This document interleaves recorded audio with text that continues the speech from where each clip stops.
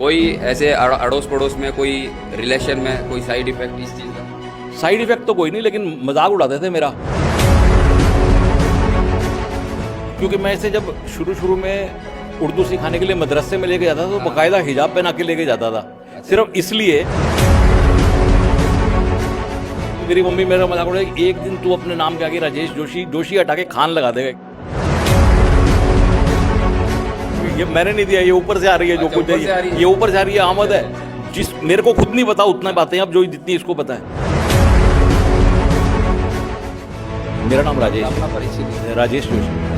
आपकी बेटी आज के टाइम में किसी भी तारुफ की मोहताज नहीं, यानी किसी भी परिचय की मोहताज नहीं है।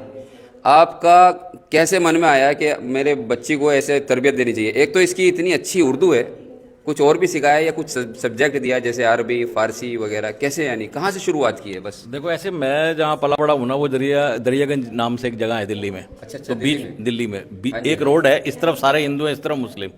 हमारा बचपन ऐसे गुजरा है कि एक जैसा ही हो करके, कोई हिंदू मुस्लिम फर्क नहीं, कुछ नहीं आना जाना। तो मैं वो बचपन से जाके मुशायरे सुनता था। मुशायरे आप सुनते थे? सुनता था जाके। जाते थे कभी? नहीं, तब तो मैं खुद ही बच्चा था ना। अच्छा, तब से सुन रहा था, तो सुनता था। उर्दू जबान अच्छी लगती थी, बात सिलसिला शुरू हुआ जबान से कि भाई चलो अच्छी जबान है, इसको सिखाता हूँ। हर वालिद अपने बच्चों को अंग्रेजी करता रहता है, अंग्रेजी। तो जब शादी हुई बच्चा, तो फिर मैंने कहा इसको उर्दू जरूर सिखाऊंगा। फिर उर्दू सिखानी शुरू की, उर्दू के साथ साथ मौसीकी सिखानी शुरू की। अब मौसीकी का हाल ये हो चुका था 2000 में, 2005 में, 2006 का बर्थ है इसका, वो ये हाल हो चुका था। फूड गाने, अदंगे गाने, बेहयाई से भरपूर। मैंने कहा यार मैं क्यों सिखा रहा हूँ इसमें मौसीकी। उसके बाद फिर मौसीकी के अंदर से एक और लाइन निकली सूफी म्यूजिक की। सूफी म्यूजिक में क्या है कि रसूल अल्लाह का जिक्र होता है उसके अंदर, और क्या कहते हैं हसन हुसैन का, इमाम हुसैन का, अल्लाह का जिक्र है, ये सब जिक्र है। तो उसमें एक एहतरामन नहीं होता कि पूरे कपड़े पहनने हैं, सर ढका हुआ होना चाहिए। तो मैंने कहा यार म्यूजिक सिखाना ही है तो फिर इस तरह का सिखाएं इसे म्यूजिक। तो यहाँ से फिर शुरू हुआ। तो फिर जब सूफी म्यूजिक, उसके लिए फिर ज़बान उर्दू चाहिए, फिर उर्दू सिखाई इसको, फिर उर्दू के साथ साथ फारसी सिखाई इसको, फिर अभी 3rd ईयर इसका अरेबिक लैंग्वेज का चल रहा है। अच्छा। तो वो सब फिर सिखाया। वो उसमें मुझे पता ही नहीं चला कि कब इमाम हुसैन ने एंट्री कर ली हमारी लाइफ के अंदर, कब वो हमारी रोज़मर्रा की एक चर्चा, हमारे घर में बात ही वही होती है इमाम हुसैन की। रोज़ सुबह कोई ना कोई नोहा लगा होता है मोबाइल के ऊपर, इसकी मम्मी सुन रही होती है, मैं सुन रहा होता हूँ, या कोई और इस तरह की बातें। फिर बस ऐसे ही करते करते था। बेटी को इंटरेस्ट था? इंटरेस्ट कुदरती था, इसको कुदरती था। क्या बात है। अच्छा, कोई ऐसे अड़ोस पड़ोस में कोई रिलेशन में कोई साइड इफेक्ट इस चीज़ का? साइड इफेक्ट तो कोई नहीं, लेकिन मजाक उड़ाते थे मेरा। अच्छा। मेरी मम्मी खुद मुझे कहती थी। वो तो सबके साथ नहीं, मेरी मम्मी खुद मुझे कहती थी, क्योंकि मैं इसे जब शुरू में उर्दू सिखाने के लिए मदरसे में लेके जाता था तो बाकायदा हिजाब पहना के लेके जाता था, सिर्फ इसलिए। मुझे कहा नहीं किसी ने कि हिजाब पहना के लाओ, ना किसी मौलवी ने, सिर्फ इसलिए कि बाकी जितनी बच्चियां आई हुई हैं वो हिजाब पहन के आई हैं। तो इसके दिमाग में कोई ये बात ना आ जाए कि मैं स्पेशल हूँ, और उनके दिमाग में ना आ जाए कि ये स्पेशल है, उनके जैसा ही बन के। तो फिर उसी लिए तो मेरी मम्मी मेरा मजाक उड़ाई, एक दिन तू अपने नाम के आगे राजेश जोशी हटा के खान लगा देगा एक दिन, राजेश खान। तो बहुत होती थी। लेकिन फिर कुदरत ने एक और चीज़ दी इसको, वो भी बड़ी मौजूदा अनुमा चीज़।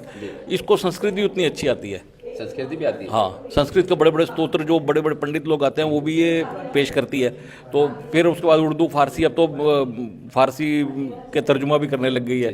तो ऐसे ही बस फिर चलता रहा। तो इसको कभी तरबियत लिया नहीं हमने कि ये तरबियत है, ऐसा लगा कि लाइफ है।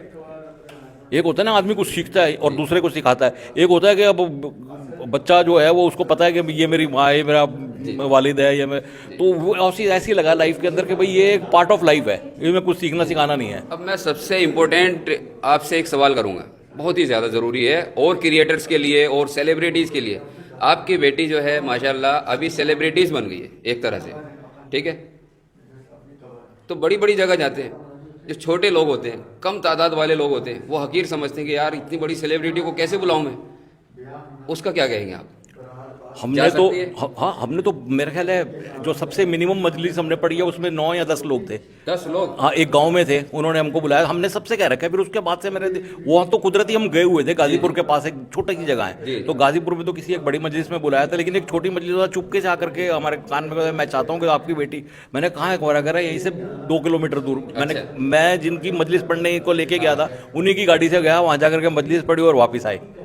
उसके बाद फिर मैंने सोचा कि पता नहीं छोटे जो मतलब ज़्यादा पैसे नहीं खर्च कर सकते वो कैसे बुलाएंगे। तो फिर मैंने एक लॉ बनाया कि उसी दिन से, उससे पहले भी था पर उस दिन तो ऐलानियत कर दिया सारे उसके ऊपर कि जो भी आदमी कभी भी कोई हमें मजलिस पर सिर्फ हमारे आने जाने का इंतजाम कर दे, हम मजलिस के नाम से कोई 1 रुपये का नजराना भी एक्सेप्ट नहीं करते। इमाम हुसैन का जी पैगाम था, संदेश था, वो यही था कि फ्री ऑफ कॉस्ट इंसानियत की सेवा करें।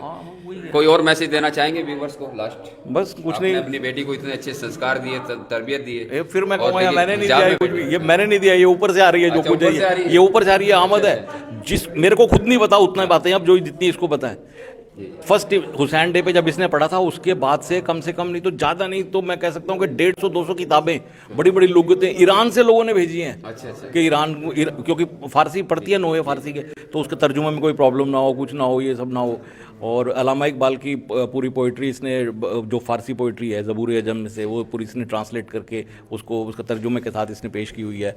अब हमारे साथ में राजेश जोशी, जो एक गॉड गिफ्ट खूबसूरत आवाज़ की मालिक खनक जोशी के फादर हैं, और इन्होंने इतना अच्छा मैसेज दिया। इस वीडियो को ज़्यादा से ज़्यादा शेयर कीजिए।